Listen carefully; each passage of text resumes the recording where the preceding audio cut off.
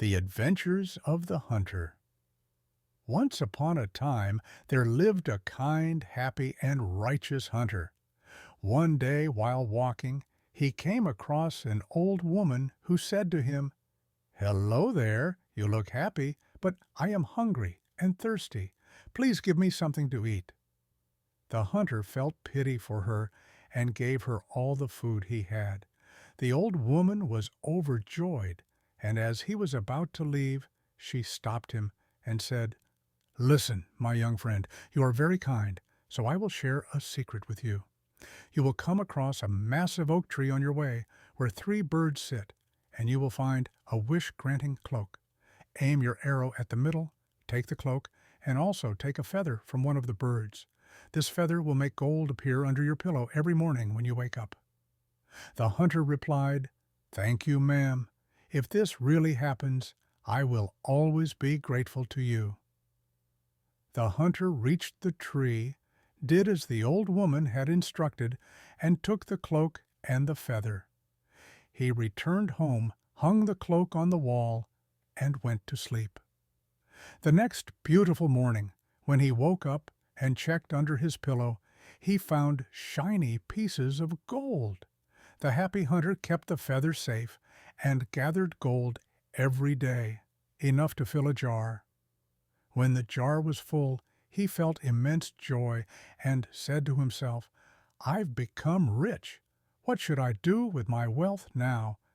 I think I will travel the world and explore." And so the hunter began his adventure. He traveled through forests, rivers, mountains, and cities, with his cloak and feather, obtaining gold wherever he went and slept. One day he arrived at a grand castle and saw a beautiful young woman with an old witch. The old witch said to the young woman, "Do you see that young man? He possesses 2 magical items, and we must take them from him. I will go and welcome him." The hunter, seeing the young woman, thought, "I've never seen anyone as beautiful as her."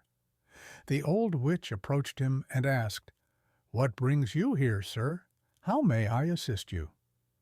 The hunter replied, "Hello, I was traveling and felt tired, so I thought I'd stay for a few days. I have enough money for it." The old witch laughed and said, "Of course, please come in." Days passed, and the hunter stayed at the castle, deeply in love with the young woman.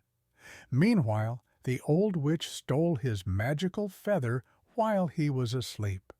However, he did nothing because of his great love for the beautiful woman, and he spent most of his wealth staying at the witch's castle. The witch then decided to take the cloak as well. She spoke with the young woman near the castle's fireplace, saying, "We must get that cloak." The young woman replied, "The man has lost his wealth. Please let him leave in peace." But the old witch insisted, "You will do as I say, and I will get the cloak immediately." The young woman reluctantly nodded, feeling sad. When the hunter noticed her distress, he asked, "My dear, you seem worried. What is troubling you?" The young woman said, "There is a great mountain full of jewels and precious stones that no one can reach. I wish I could go there, but I can't, and it saddens me." The hunter replied, "If that is what you wish, I will make it happen for you right away."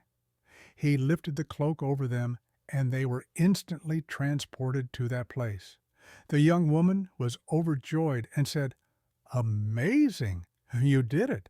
Thank you, my dear." The hunter said, "I'm glad you're happy.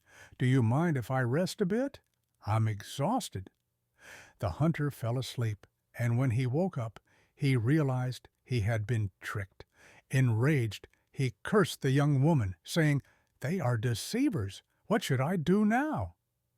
At that moment, he saw 3 giants approaching. He pretended to be dead, as the giants debated what to do with him. The first giant said, "Let's eat him." The second giant said, "Leave him, and let the clouds carry him away." The third giant said, "Let's avoid any trouble and leave him as he is." The three giants left, and the hunter thought to himself, "If I can climb onto one of the clouds, I might escape and maybe find the castle again." Indeed, a cloud came, carried him a long distance, and dropped him in a dense forest. He walked through the forest, using the sun and stars to guide him. Along the way, he passed a vegetable field, feeling very hungry. He cut the head of a lettuce and ate it, only to transform into a goat. He realized that the lettuce must be enchanted. Frightened, he ate a different type of lettuce, which turned him back into a human. He then said, "I will use this enchanted lettuce to reclaim my wealth and teach those tricksters a lesson." The hunter made his way to the castle, covered his face in mud, and knocked on the door.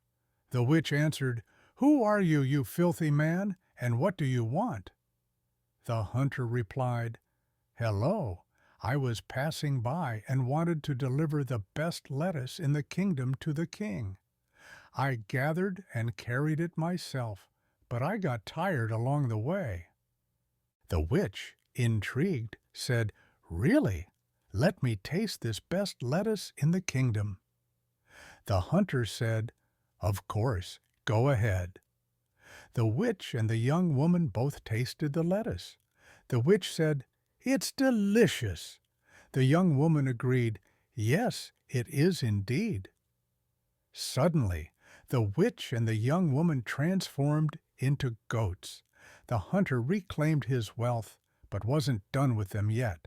He gave the two goats to a miller, instructing him to beat the old witch 3 times and feed her once, and to feed the young woman 3 times and beat her once. Days passed, and the miller returned with the young goat, telling the hunter, "Sir, the old witch is dead, and the young one is grieving, and won't live much longer." The hunter took the young goat and fed her the lettuce that undid the spell. When the young woman returned to her human form, she wept, saying, "Dear hunter, I am so sorry.